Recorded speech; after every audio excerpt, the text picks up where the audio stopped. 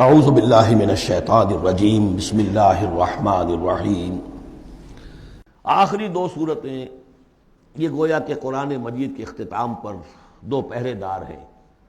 یہ دو صورتیں ہیں کہ جو اصل میں مدنی صورتیں ہیں، نازل ہوئی ہیں مدینہ منورہ میں، اور ان کا زمان نزول کے اعتبار سے شان نزول بھی ہے کہ ان کا حضور پر ایک مرتبہ جادو کیا گیا تھا، تو اس جادو کے اثرات کو زائل کرنے کے لیے یہ آیات پھر اتری ہیں، اور حضور نے پھر جب ان کی بات بار بار تلاوت کی ہے تو وہ جادو کے اثرات، ایک یہودی نے کیا تھا جادو آپ پر، جس سے آپ کچھ چیزیں بھول جاتے تھے، کافی آپ کو دیہت کو تکلیف رہی ہے۔ صحیح بخاری کے اندر یہ روایت موجود ہے۔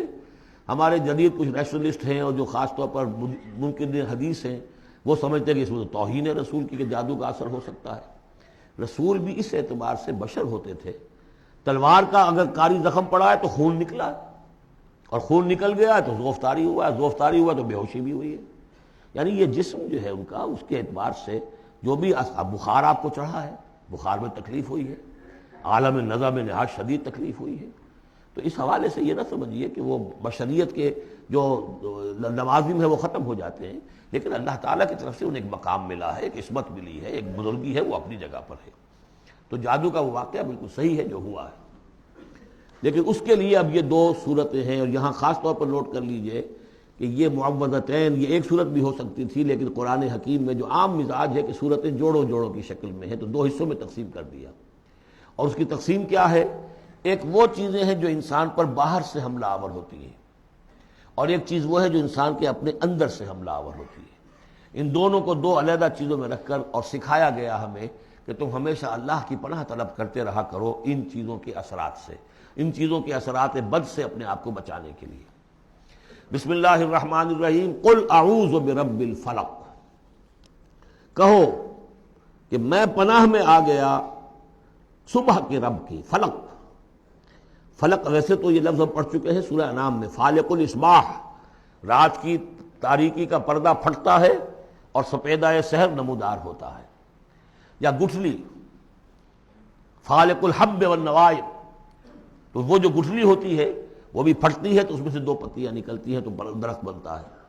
اس اعتبار سے فلق سے مراد یہاں صرف صبح نہیں ہے، بلکہ جو اگلی صورت میں آ رہا ما خلق، جو بھی کچھ اس کائنات میں اس نے پیدا کیا ہے در حقیقت وہ عدم کا پردہ چاک کر کے اس کو وجود بخشا ہے۔ عدم سے، عدم محض سے، کریشن ایکس نہیلو، بغیر کسی شے کے کسی شے کو بنانا۔ تو قل اعوذ برب الفلق من شر ما خلق، میں پناہ میں آتا ہوں اس کی تمام مخلوقات کی پناہ سے۔ اب آپ غور کیجئے، مخلوق ظاہر بات ہے خالق کی طرح کامل تو نہیں ہو سکتی، مخلوق کے اندر کوئی نہ کوئی پہلو جو ہے وہ کمی کا، تقصیر کا، نقص کا رہ جائے گا۔ تو گویا کہ ہر مخلوق میں شر کا پوٹینشل ایلیمنٹ موجود ہے۔ یہ دوسری بات ہے کہ اللہ تعالیٰ کسی کو سہارا دے دے، کسی کو اپنی طرف سے عصمت عطا کر دے، اپنی طرف سے خصوصی پروٹیکشن عطا کر دے، پوٹینشلی خلق جو ہے وہ گویا کہ مستلزم ہے، اس کے ساتھ شر کے اندر کا پہلو موجود ہوگا۔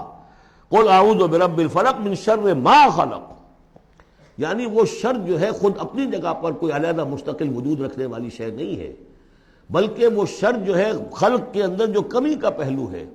جیسے ہم نے انسانوں کے بارے میں پڑھا، خلق الانسان من عجل، انسان کی سرشت میں جلد بازی ہے۔ خلق الانسان ضعیفا، انسان کمزور پیدا کیا گیا ہے۔ وہ جو اس کا ہے، جو اس کا فطرت والا پہلو ہے، جو روحانی پہلو ہے، وہ تو ہے انا خلقنا الانسان فی احسن تقویم، لیکن جو یہ حیوانی پہلو ہے اس کا جو مادی وجود ہے، اس میں تو ضعف بھی ہے۔ ان الانسان خلق ہلوعا اذا مسہ الشر جزوعا واذا مسہ الخیر منوعا، تو یہ تمام چیزیں جو ذہن میں رکھیے۔ قل اعوذ برب الفلق من شر ما خلق، جو بھی مخلوقات ہیں ان میں سے جو بھی شر کا پہلو ہے، میں اس سے اے پروردگار تیری پناہ میں آتا ہوں۔ ومن شر غاسق اذا وقب، خاص طور پر یہ رات کو ڈھانپ لینے والی جو ہے رات، اندھیرا، یہ ظاہر بات ہے اسی پھر رات کے پردے میں چوری بھی ہے، ڈاکہ بھی ہے، اسی میں پھر غول بیابانی جو ہیں، شیاطین جن ہیں، ان کا بھی جو حرکتیں ہوتی ہیں، پھر یہ ساری چیزیں جو ہے اسی کے سلسلے من شر غاسق اذا وقب، سانپ بچھو وغیرہ بھی اسی وقت نکلتے ہیں۔ ومن شر النفاثات فی العقد، اور جو عورتیں گانٹھیں باندھ کر پھونکے مارتی ہیں، یہ جو بھی ٹونے ٹوٹکے ہوتے ہیں اور اس کی وجہ سے لوگوں کو نقصان پہنچایا جاتا ہے، گویا کہ یہ بھی اس کے اندر بھی کوئی حقیقت ہے، یہ سفلی عملیات بھی ہیں، ان کے بھی اثرات ہیں۔ جیسے کہ ہم جانتے ہیں کہ جادو جو ہے حق ہے، برحق ہے، اگرچہ کفر ہے، شراب کی تاثیر ہے لیکن حرام ہے، کچھ نہ کچھ حقیقت ان لکیروں میں بھی ہے، لیکن ہمیں روک دیا گیا کہ ان کے چکر میں مت پڑو۔ یہ جو منجمی ہے، نجوم کی حرکت، اس میں بھی کچھ نہ کچھ حقیقت ہے لیکن روک دیا گیا۔ تو کسی چیز کا ہونا بالفعل یہ اور شے ہے، لیکن اس کا جائز ہونا یہ اور شے ہے۔ تو بالفعل یہ عملیات ہیں جیسے اچھے اعمال ہیں، اور ان کو جو ہے کوئی اچھے اوراد ہیں، اچھے وظائف ہیں، تو ان کے کچھ اثرات جو ہیں اچھے ہو سکتے ہیں۔ اسی طریقے سے اس قسم کی چیزوں میں جادو کے جو کلمات ہوتے ہیں ان کی بھی تاثیر ہے۔ اور وہ جو عورتیں جو ہے وہ جادو کرتے ہوئے، جس کو ہم کہتے ہیں کہ وہ تعویذ گنڈا وغیرہ جو ہوتا ہے، پھر وہ اس میں پھونکے مارتی ہیں، تو اللہ تعالیٰ سے میں ان کے شر سے بھی پناہ چاہتا ہوں۔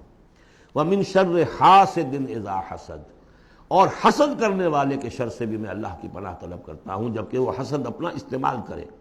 اگر حسد ہے دل کے اندر ہے تو بات اور ہے، حسد کو بروئے کار لائے وہ، اور وہ انسان کے درپے ہو جائے اس حسد کی وجہ سے اس سے کوئی نقصان پہنچانے کو۔ اور اسی کے تابع ہے عین، العین حق، کہ اگر انسان اس حاسدانہ نگاہ سے کسی کو دیکھتا ہے اس کے بھی اثرات ہوتے ہیں، اور اس دیکھنے کے بھی کچھ برے اثرات جو ہیں وہ ظاہر ہو جاتے ہیں۔ تو یہ تمام چیزیں اپنی جگہ پر ہیں، لیکن ان سے پناہ کرنے کے لیے آپ لمبے چوڑے کوئی اور سلسلوں میں نہ پڑیں۔ یہی معوذتین اللہ نے جو محمد رسول اللہ کو تلقین فرمائے، سارا دار و مدار ان پر ہونا چاہیے۔ تعوذ کرتے رہیں، اس لیے کہ ہم پڑھ چکے ہیں سورہ بقرہ میں کہ حضرت سلیمان کے زمانے میں جنات جو تھے انہوں نے یہ سارے کام شروع کیے تھے، اور لوگ ان سے سیکھتے تھے جادو ٹونا، اور آج بھی نقش سلیمانی کے نام سے بکتے ہیں اس قسم کے جو بھی تعویذات ہوتے ہیں، اور وہ ایک دھندا بنا ہوا ہے۔ تو اس کو لوگوں نے سیکھا، اور وہ لوگ جو ہے آج بھی ہمارے ہاں یہ چیزیں چل رہی ہیں، لیکن یہ چیزیں حرام کی گئی ہیں، اور کہا گیا ہے کہ کوئی کسی کو نقصان نہیں پہنچا سکتا جب تک کہ اللہ کا اذن نہ ہو۔ اگر یہ یقین انسان کے دل میں ہو تو پھر اسے کوئی نقصان نہیں ہوگا۔ اور ویسے تو یہ ہے کہ تکلیف اللہ کی طرف سے کسی وقت آ سکتی ہے، بغیر اس کے کہ کوئی اور آپ کو پہنچائے، اللہ کی طرف سے خود بھی آ سکتی ہے۔ سورۃ الناس اب یہ آخری سورت ہے، میرے نزدیک یہ آخری گروپ جو ہے سورتوں کا جو سورہ ملک سے شروع ہوا ہے۔ یہ دونوں پارے جو ہیں یہ سوائے ان دو صورتوں کے سب مکیات پر مشتمل ہیں صورتوں پر، اور صرف یہ دو صورتیں جو ہیں یہ مدنیات ہیں۔ اور ریسیپروکل نوٹ کر لیجئے، پہلا گروپ جو تھا اس میں مکی صورت صرف ایک تھی، سورہ فاتحہ، اور مدنی صورتیں 6.25 پارے پر پھیلی ہوئی، سورہ بقرہ، آل عمران، نساء اور مائدہ۔ اس کے بالکل برعکس ریسیپروکل نسبت یہاں ہے کہ یہاں پر یہ دو صورتیں ہیں چھوٹی چھوٹی، باقی دونوں پارے جو ہیں سب کی مکی صورتوں پر مشتمل ہیں۔ اور اس آخری صورت کا جوڑ مل جائے گا پہلی صورت کے ساتھ، یہ بھی میں آپ کو بتا دوں گا۔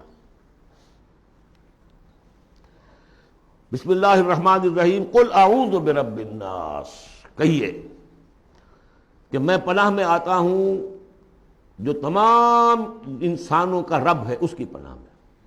ملک الناس، صرف رب ہی نہیں ہے، بادشاہ ہے، تمام انسانوں کا بادشاہ ہے۔ الہ الناس، تمام انسانوں کا معبود ہے۔ من شر الوسواس الخناس، اس وسوسہ کرنے والے خناس کی جو پیچھے چھپ جاتا ہے، الذی یوسوس فی صدور الناس، جو لوگوں کے سینوں میں وسوسہ اندازی کرتا ہے، اس کے شر سے پناہ مانگتا ہوں۔ یہ جو شیطان لعین ہے جس کے بارے میں آتا ہے کہ ان الشیطان یجری من الانسان مجری الدم، حضور کی حدیث ہے یہ شیطان تو اس طریقے سے انسان کے وجود میں سرایت کر جاتا ہے جیسے کہ خون سرایت کر رہا ہے۔ یہ شیطان جو ہے، اور یہ آپ وہ بھی پڑھ چکے ہیں، وَلَقَدْ خَلَقْنَا الْإِنسَانَ وَنَعْلَمُ مَا تُوَسْوِسُ بِهِ نَفْسُهُ، ہم نے انسان کو بنایا، ہم جانتے ہیں کہ اس کا نفس امارہ جو ہے، اڈ اور لبیڈو، اس کو اندر کیا وسوسہ اندازی کرتا رہتا ہے۔ تو شیطان کو بھی کوئی اور اختیار حاصل نہیں ہے، ہمارے اپنے سفلی داعیات، ہمارے جو اینیمل انسٹنکٹس ہیں، ہماری جو خواہشات ہیں، شہوات ہیں، ان کو وہ بھڑکاتا ہے، جس کے لیے حدیث میں آتا ہے کہ اس کی تھوتنی جو ہے وہ زمین جو وہ دل کے اوپر ٹکا کر پھونکے مارنی شروع کرتا ہے تاکہ وہ شہوت میں اشتعال پیدا ہو جائے اور سفلی جذبات میں اشتعال پیدا ہو جائے۔ اس کی اس کو اللہ تعالیٰ نے طاقت دی ہے۔ یہ ہے وسوسہ، وسواس الخناس۔ اور خناس کیوں کہا؟ اگر آپ ذکر کریں گے لا حول ولا قوت الا باللہ، فوراً بھاگ جائے گا۔ تو ذکر سے جب دل خالی ہوتا ہے، دل میں اگر اللہ کی یاد نہیں ہے تو شیطان آئے گا، تھوتنی ٹکائے گا اور پھونکے مارے گا۔ یہ چونکہ شیطان کی یہ ساری ترکیب انسان پر اثر انداز ہوتی ہے اس کے اپنے نفس کے وساطت سے، اندر سے، لہذا اس کے لیے یہ علیحدہ صورت جو ہے وہ قائم کر دی۔ قل اعوذ برب الناس ملک الناس الہ الناس من شر الوسواس الخناس الذی یوسوس فی صدور الناس من الجنۃ والناس، خواہ وہ جنوں میں سے ہوں یا انسانوں میں سے، ان میں وہ وسوسہ اندازی کرتا ہے۔ اب اس کو جوڑ لیجئے آپ پہلی صورت کے ساتھ۔ سورہ فاتحہ میں کیا ہے؟ الحمدللہ رب العالمین، قل اعوذ برب الناس، مالک یوم الدین ملک الناس، ایاک نعبد و ایاک نستعین الہ الناس۔ اس کے بعد کیا ہے؟ ہم آپ سے مدد چاہتے ہیں اہدنا الصراط المستقیم، یہاں اس کے برعکس ہے ہمیں اپنی پناہ میں لے لے، بات تو ایک ہی ہے، ہمیں سیدھی راہ کی ہدایت دے، ہمیں شیطان سے پروٹیکشن عطا کر دے، بات ایک ہی ہے، مضمون بالکل وہی سورہ فاتحہ کا۔ قل اعوذ برب الناس الحمدللہ رب العالمین الرحمن الرحیم مالک یوم الدین ملک الناس، اور معبود ہے ایاک نعبد و ایاک نستعین۔ اب ہم نے استعانت مانگی، اب استعانت، استعاذہ، یہ ایک ہی طرح کے الفاظ ہیں، مدد مانگنا، پناہ طلب کرنا، استغاثہ، استعانہ، استمداد، مدد مانگنا، استنصار، نصرت طلب کرنا، باب استفعال کے تمام الفاظ جمع کر دیجئے۔ تو عبادت، ہم عبادت کرتے ہیں تیری، ایاک نعبد، لیکن ہمیں استعانت، تیری مدد چاہیے اس کے لیے، تو معبود ہے، ہم تیری عبادت کا فیصلہ کرتے ہیں لیکن تیری مدد کے محتاج ہیں۔